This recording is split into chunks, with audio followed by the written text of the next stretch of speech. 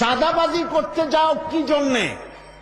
একটা মানুষ বহু টাকা বহু কষ্ট করে জমি জমা বিক্রি করে ব্যবসা করতেছে, সেখানে যাইয়া আমাদেরকে 2 লক্ষ টাকা দিতে হবে। কি চাঁদাবাজ এবং মাস্তান যারা চাঁদাবাজি করতে যাও, মানুষের কাছে খয়রাত চাও, ওই ভিক্ষা করে খাওয়া অনেক ভালো।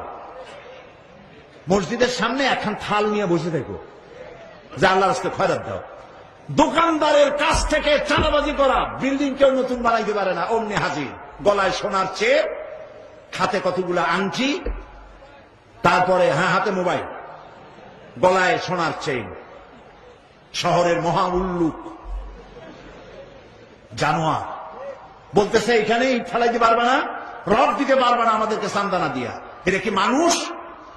বলেন মানুষ? এরা মানুষের সন্তান? এরা জানোয়ার, পশু। চাঁদাবাজ এবং মাস্তান, সন্ত্রাসী, ইসলামে এদের কোন স্থান নাই। এদেশে যদি কোরআনের রাজ কায়েম হয়, সন্ত্রাসীদের মাথা কামাইয়া ঘোল ঢেলে দেওয়া হবে, যাতে মাথা ঠান্ডা থাকে। এই জন্য মাথা ঠান্ডা করিয়া বসে থাকবে। আর সকলের চাকরি দেওয়া হবে, কাজ করো আর খাও, চাঁদাবাজি করো না। শ্বশুরের কাছে চাঁদাবাজি করে, বউর কাছেও চাঁদাবাজি করে।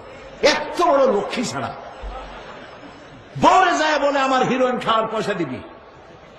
পত্রিকা আসছে না ভাই? কত বড় শয়তান, বউর কাছে চাঁদা চায়।